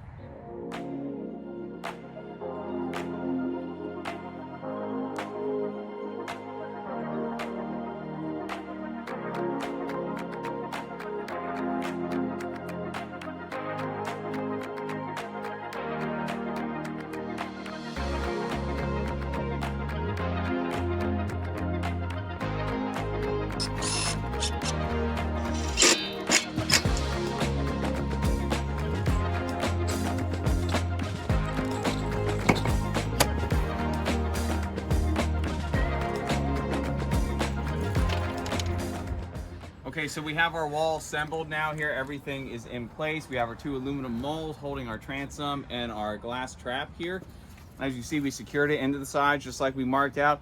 We did find that on this glass trap, even though it didn't call for it on the engineering, it's probably best to use the inch screw instead of the 1.5 inches.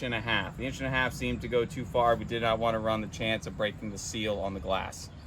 Now, on top here, we have that vinyl H. This does not get secured in. It will just sit there. It will be held down by the pressure of the roof. You do have to fill in with structural foam here as well.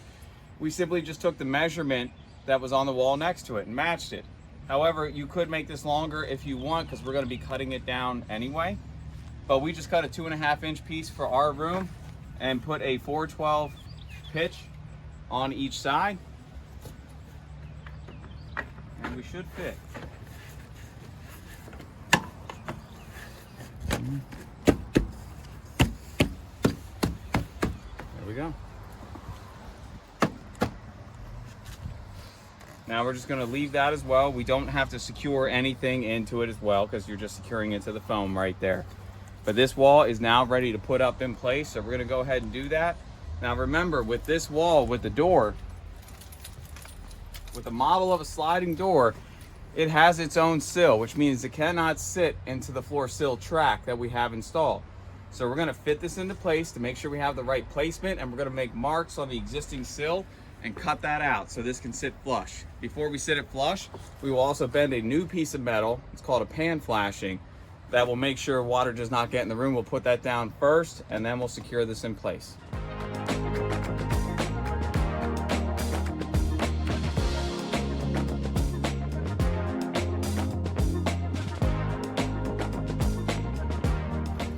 So I have the track connected in, the male female right here, so I know where this is exactly going to sit. It's not a guess.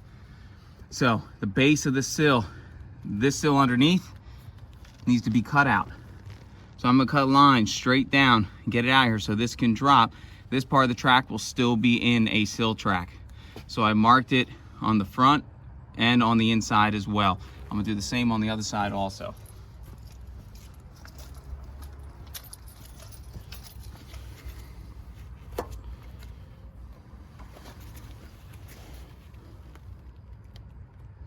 And I am leaving like a 1/16 of an inch on each side when I cut. That allow my pan flashing to go on each side to stop water from coming in.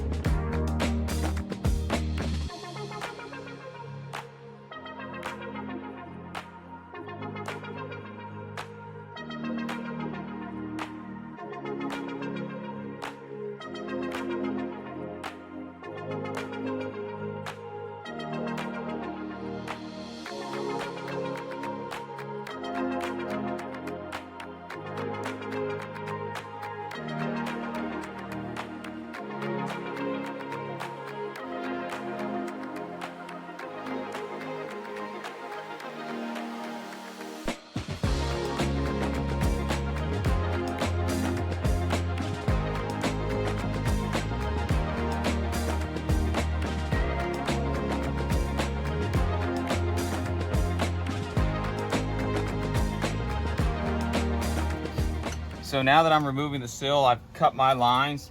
If I have anything still connecting, I'll take a grinder here. I did a circular saw, and I'll just trim it up. I'm trying not to damage my flashing on the outside for visual looks. I am gonna add additional flashing, but there's a way I wanna do it so where it's not necessarily seen and I don't have to redo the look of my exterior. I'm also removing the silicone that I put on the structural screws. Now, if you know exactly where your door is gonna go, you don't ever have to cover these with silicone because you know you're just taking it right out. However, I do just as a habit because I always fit my door in place. I don't just go by the measurement. So I don't really want to go back and do more work, but that's just my own preference. And the fact that we only silicone these the other day, it's still pretty fresh. So this isn't even that hard.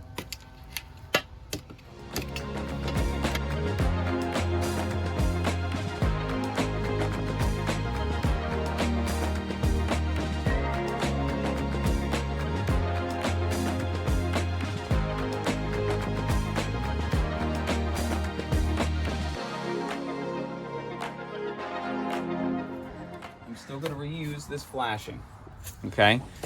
It's already there. Aesthetically, it's my front and it's still in good shape. When the door sill sits on this, none of this is going to be seen. The way I'm going to make sure this is still watertight, as you can see the back of the flashing, I can still lift up. Now I'm not going to try and bend it, but I'm just going to have to lift one of these nails I put in here. This next flashing is a pan flashing. It's essentially the shape of an L, but I'm putting two sidewalls on it so water cannot get through where the door is. It also cannot run through this track into the room. So the fact that I made cuts on the side is going to help me create that wall right there. So I've taken measurements for what I need. I've essentially taken the distance between both of these sills and added 1.25 inches on each side to create the wall that's going to go up. The wall in the back here is going to be visible inside the room, so I'm going to make it nice and clean. It's going to be with white aluminum foil, and it's only going to be 1 inch rise, which is more than enough to keep water out. When I slip this in here, I'm going to put it underneath the existing flashing. So in case water runs in, what it's going to do is still run on top of that new flashing, hitting a wall, keeping it outside of the room. I will also silicone all of the holes and penetrations that we have, and that will be sufficient to waterproof the door. So we're gonna go bend the metal now.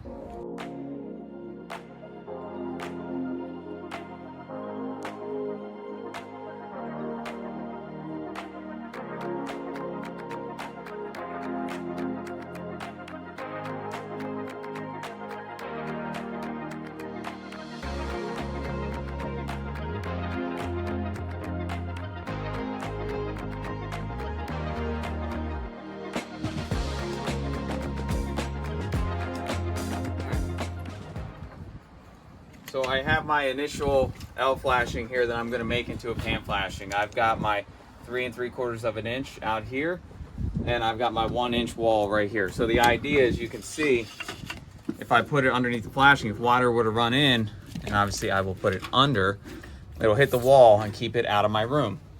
But now I have to do something about the walls over here. I can't just silicone that, it's not a long-term fix.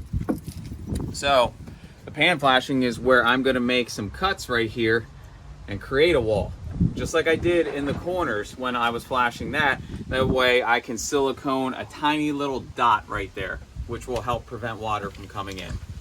So all I'm going to do, I have 70 1/4 side to side, my total piece, and I ended up cutting just a little bit extra on this. 73 1/16 roughly. So let's call it, I have 2 3/4 divided by 2. It's 1 3/8 for my walls. So I'm going to go ahead and mark that on each side.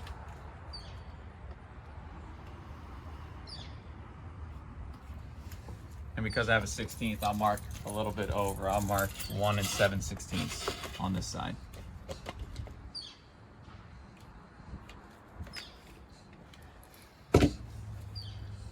Now I'm going to draw the lines of where I'm going to bend and where I'm going to cut.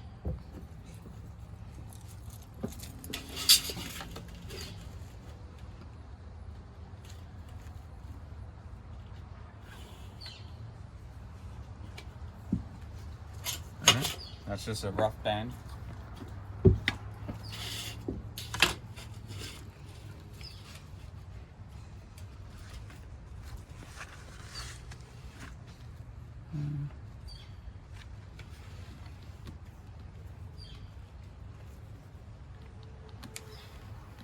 Seems like I can't follow a line today, but there we go. Okay. So, Kevin, if you would, Yep. in my pull-out Milwaukee drawer boxes, I have hand tongs that look like they're flat on the end, so I can bend metal. They're about that wide. All right.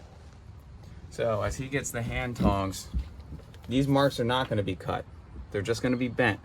What is going to be cut is just the line right there that's on my bend. So I can do that now while I'm waiting on the tongs.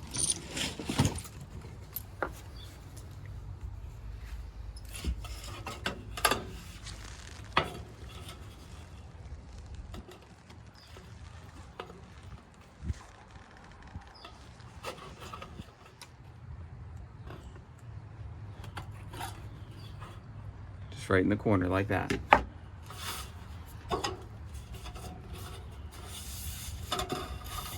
Same on the other side.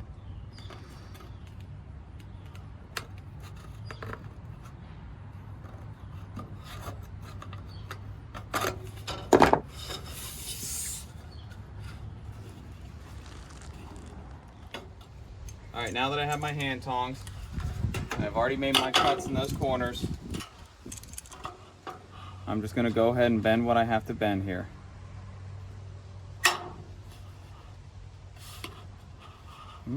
Well, before I do, just make sure I'm not grabbing it.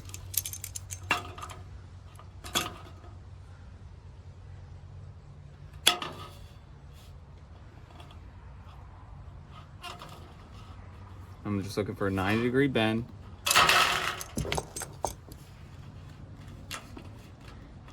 Once I have that, I'm gonna bend the other. I can do that one by hand. What I've created here is a wall of metal where you can see it's essentially a pinhole, not even that water could get by, and I will seal that edge right there. So when I go ahead and put this in place underneath the existing flashing again, it will create a wall like that, keeping water out of my doorway, both from the sill and from coming underneath the front of the door sill. So I'll do the other as well, and I'll go ahead and install this.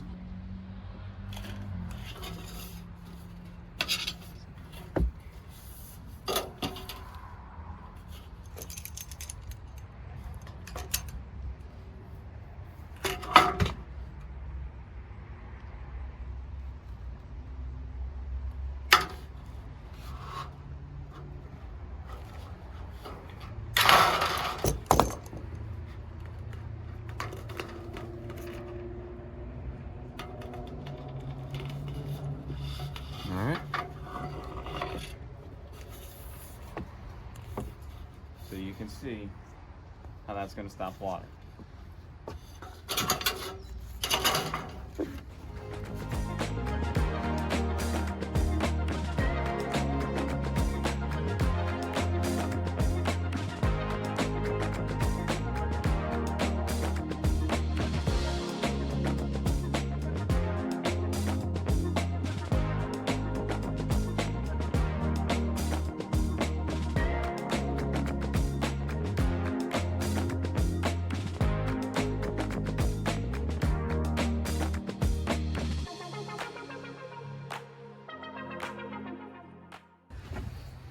Because I don't like to cut too long, I don't want to bend this and then try to force this in.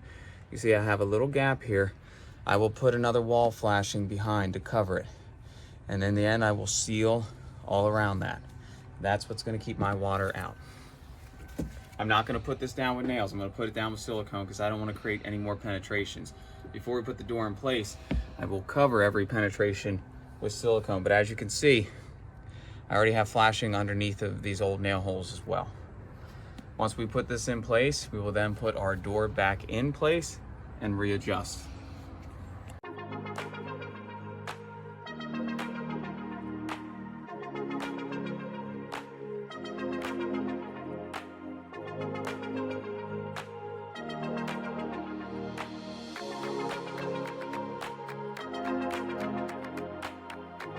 turn this a little bit.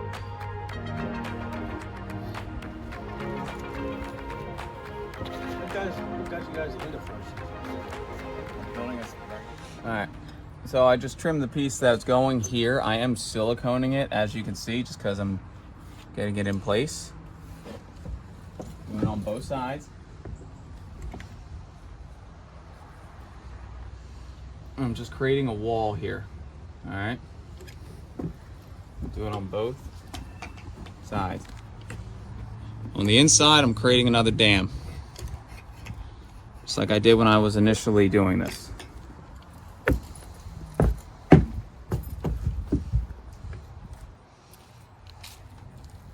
It's okay that it comes out right there right now.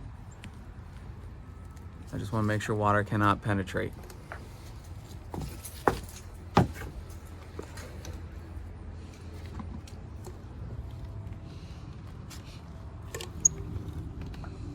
Have another tube, please. I'm sealing where the connection is, so water can't work its way underneath. Okay.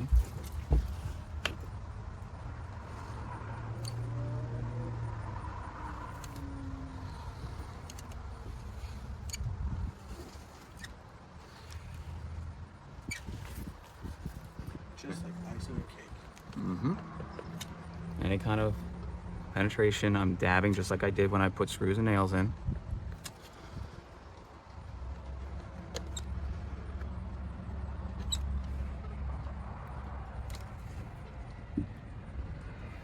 All right, across the front here. Like I said, it's okay if you go heavy on this. This is going to help this last for decades.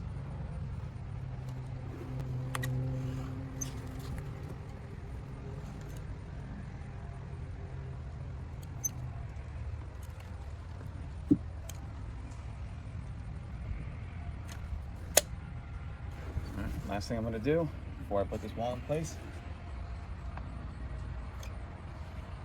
do another line.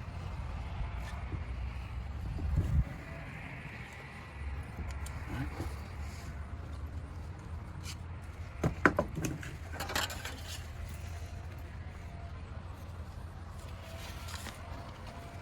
Put it under that groove.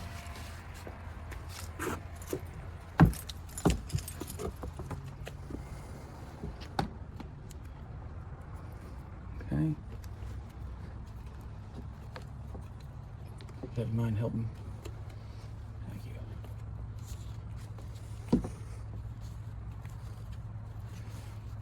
Maybe get it under the lip.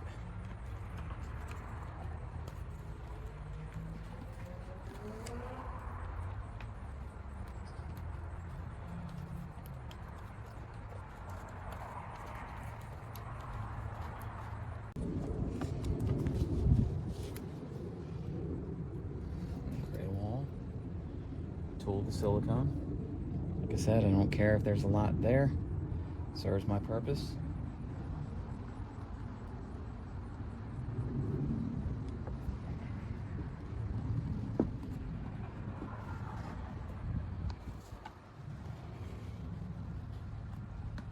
So you want it actually down on the seam?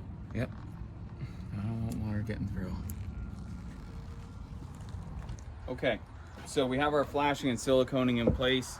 As you can see, you don't have to go light on the silicone at all. However, even if the silicone fails, the metal flashing is really what's keeping the water out here. So you can see we hit it on both sides of the wall of the pan flashing, okay? It's equally as important, not just one. I hit it on any seam that we had. It obviously covered any nail penetration or screw penetration previously with the additional piece of flashing, as well as silicone. And then on the other side as well, silicone on both sides of the pan flashing. This is now ready to go in. Yet again, all I'm doing as well, before that door sill track goes down, I'm just going to create a line or two. It's like, yet again, another dam in case water got under it. And still remember, we're still going to do a final siliconing at the end, which will help be the first layer of blocking water from entering the room. So this is all backup protection. But it's best to do it now. That way, if there ever is an issue, this will serve you best.